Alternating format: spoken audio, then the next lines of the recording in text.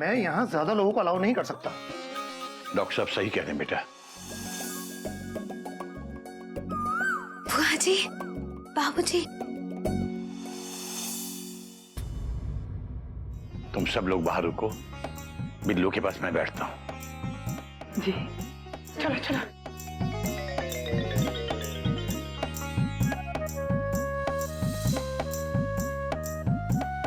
अब कैसी तबीयत है डॉक्टर साहब? देखिए केसरी जी, इनकी तबीयत में पहले से काफी सुधार है, लेकिन फिर भी इन्हें हमें एक दिन अंडर ऑब्जर्वेशन में यहीं रखना होगा। ठीक है डॉक्टर साहब, जैसी आपकी इच्छा। जी।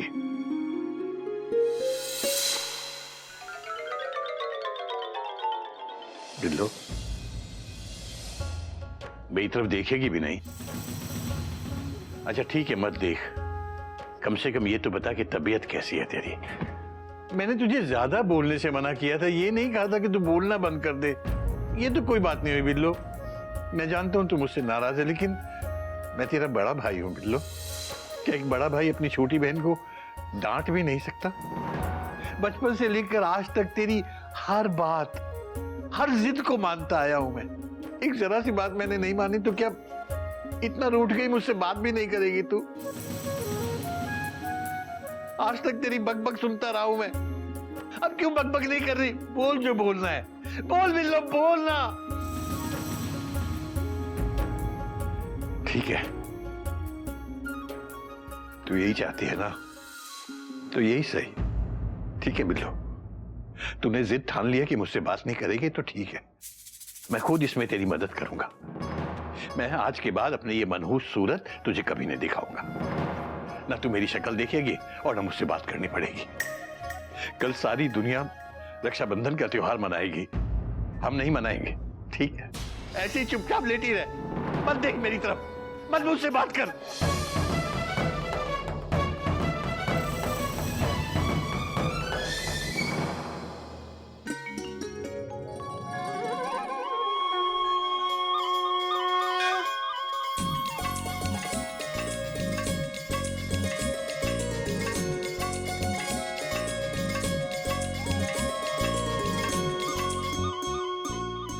गिल्लू बेटा, क्या बात है, तूने अब तक इन दोनों से राखी नहीं बंधवाई, या फिर इन दोनों ने बांधी ही नहीं?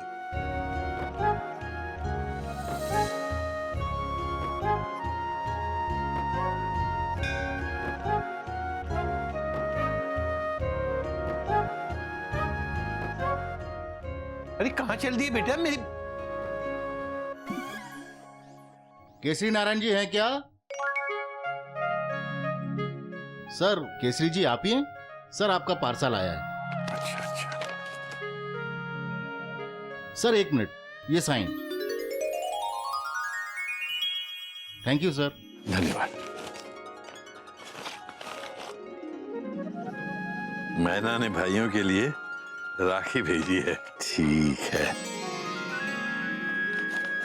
मामा जी हरिओम। हरिओम बेटा, हरिओम, जीती रहो। बेटा मम्मी को अस्पताल से छुट्टी मिल गई? जी मामा जी, अम्मा आज सुबह ही घर आई। अच्छा अच्छा, तो अम्मा तेरे साथ यहाँ नहीं आई राखी बांधने? नहीं मामा जी, अम्मा ने कहा कि तू चल, मैं बाद में आऊंगी। अच्छा, मुझे मालूम है बिल्लू नहीं आएगी। चलो जैसी उसकी मर्जी। चलो अच्छा हुआ तू आ गई। ये मैना की राखी आई है, ये राखी भी भाइयों को अपनी राखी के साथ साथ बांध देना। चल बेटा आजा। घोटा, गोमुख, सब लोग आओ बेटा, बुलबुल आ गई है राखी बांधने।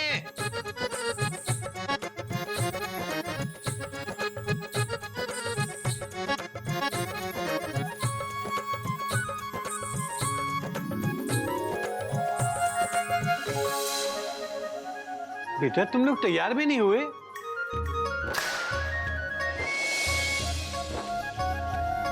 बुआ तुम लोगों के लिए कितने अच्छे अच्छे कपड़े लाई थी रक्षाबंधन के लिए।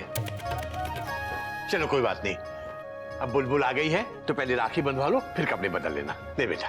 आइए बैठिए, मैं अब आपको राखी बांध देती हूँ। क्या हुआ, आप राखी नहीं बंधवाओगे? सॉरी बुलबुल, हम सब ने फैसला किया है कि इस साल हम चिड़ियाघर में राखी नहीं मनाएंगे।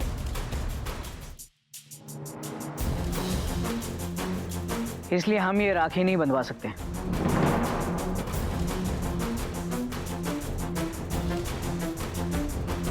बेटा, ये चिड़ियाघर के इतने बड़े बड़े फैसले तू कब से लेने लग गया? बाबूजी, ये फैसला सिर्फ भैया का नहीं, हम सबका है। Full stop with underline. जी बाबूजी, इस साल चिड़ियाघर में हम राखी नहीं मनाएंगे। तभी तो कोयल दीदी और मयूरी ने भी अपने भाइयों को राखी नहीं भेजी।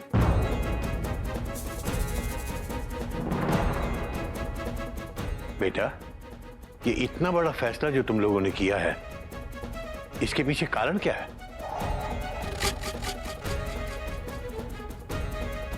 बाबूजी, जब आपके लिए रक्षाबंधन का कोई महत्व नहीं है तो हमें क्यों होगा? क्या चाहते क्या हो तुम लोग? अब बिल्लो नहीं आई तो मैं क्या करूं? जाके उसके सामने गिड़गिड़ाऊं, अपनी छोटी बहन के हाथ पैर जोड़ूं? बाबूजी, अगर आप ऐसा कर देंगे तो क्या फर्क पड़ जाएगा? Dot dot dot dot. हाँ बाबूजी, आपने ही तो हम सबको सिखाया है कि अपनों की खुशियों के बीच स्वाभिमान कभी नहीं आना चाहिए। बाबूजी, क्या आपकी जिद बहन के प्यार से भी बड़ी है? Question mark. आपने जो कुछ भी किया अच्छा नहीं किया बाबूजी।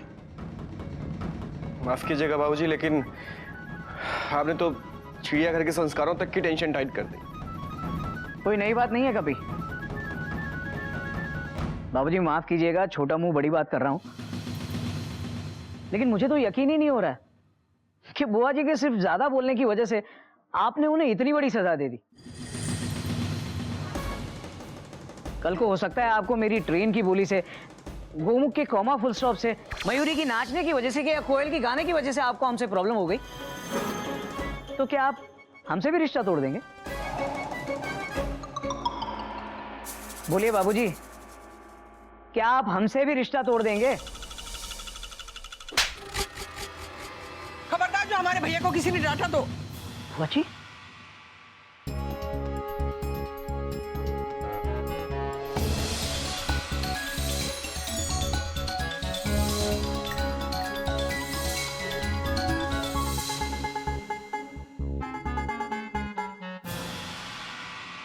भैया को हमारे सिवा और कोई नहीं डांट सकता।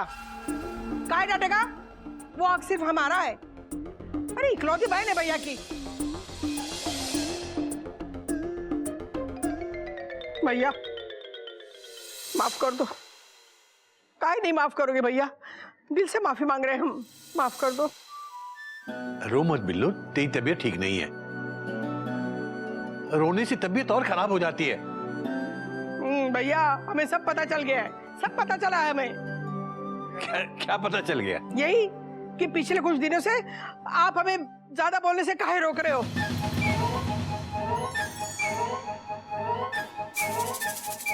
कल जब आप अस्पताल से गए ना, उसके बाद हमें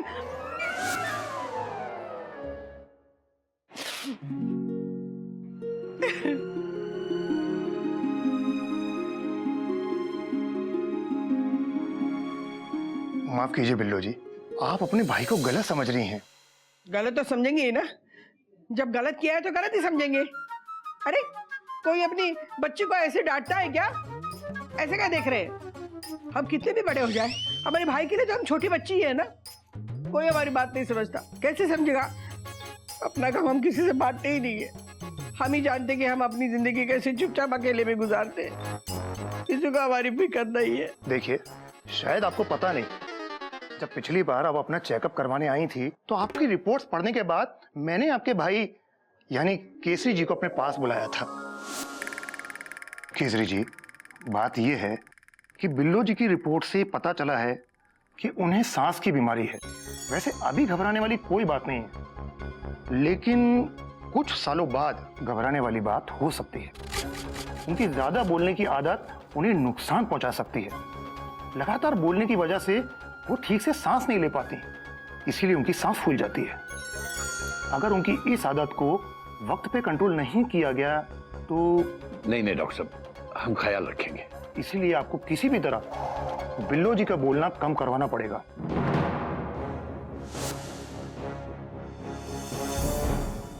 और मैंने उनसे कहा था कि वो आपको ज्यादा बोलने से मना करें। भैया ने इतनी बड़ी बात छुपाई हमसे। शायद वो आपको इस बीमारी के बारे में बताकर परेशान नहीं करना चाहते थे। मतलब भैया जो कर रहे हैं वो हमारी भलाई के लिए कर रहे हैं। हमारी मति मारी गई थी जो हमने भैया को गलत समझा। बिल्लो, अभी जाके भैया से माफी मांगो। मैं जाती हूँ। भैया माफ करेंगे मुझे। डॉक्टर साहब, अभी जाके हम भैया से माफी मांगेंगे। नहीं, आज नहीं। नहीं, अभी जाना पड़ेगा। अभी जाऊंगी। आज का दिन तो आपको यहीं गुजारना पड़ेगा। वैसे कल मैं आपको छुट्टी दे दूंगा। कल आप जाके अपने भैया से मिल लीजिएगा, ठीक है? ठीक है, कल जाएंगे।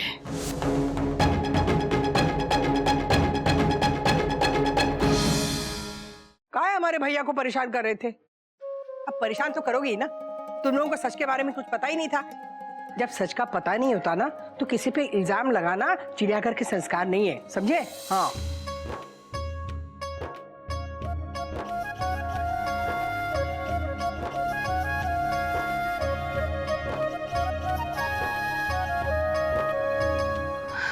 बाबूजी,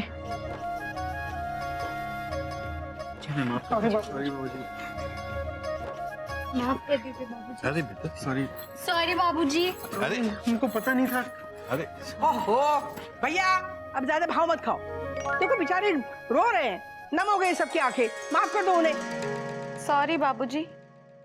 अरे इनकी कोई गलती नहीं, इन्हें सच का पता ही नहीं था। जब मैंने बिल्लो, बस कर, बस। इनको तो माफ कर दूंगा, मैं तुझे कभी माफ नहीं करूंगा। अब क्या किया मैंने भैया? बिल्लो, इतना सब कुछ हो जाने के बाद भी तू बोलती जा रही है।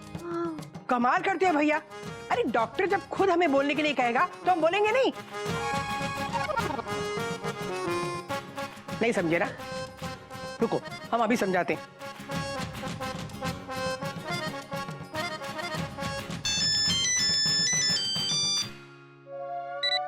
हेलो, बिल्लो जी बोल रही हैं? अब बिल्लो के फोन से फोन आया ना तो बिल्लो ही बोल रही है, और कौन बोलेगा?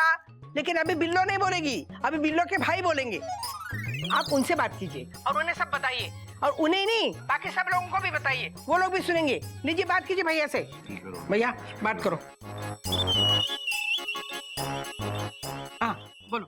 डॉक्टर साहब नमस्कार। नमस्ते केसरी जी। जी ये बिल्लो बहन क्या कह रही हैं? बिल्लो जी बिल्कुल सही कह रही हैं। बीमारियां सिर्फ दवाओं से ठीक नहीं होती, इसके अलावा भी कुछ चीजें होती हैं जो इंसान को स्वस्थ रखती हैं। जैसे अपनों का प्यार, आपसी लगाव।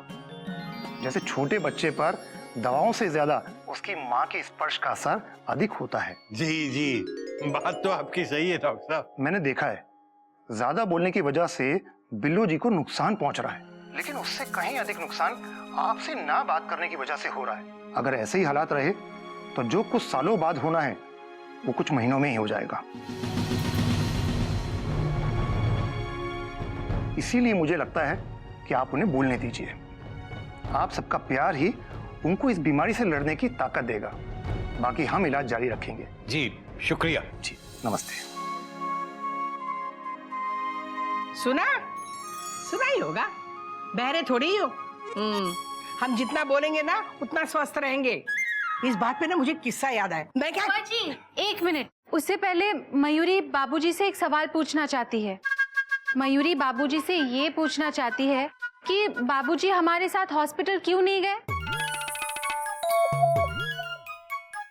बोलिए ना, बोलते क्यों नहीं? चुपचाप बैठे क्यों है? बोलिए, अरे बोलिए ना, बोलिए, अरे चुप क्यों है? बोलिए ना। बहुत अच्छी हो मयूरी। कौवा, तुम मोर की तरह नाचती हो मयूरी। कौवा, तुम बहुत सुंदर हो मयूरी।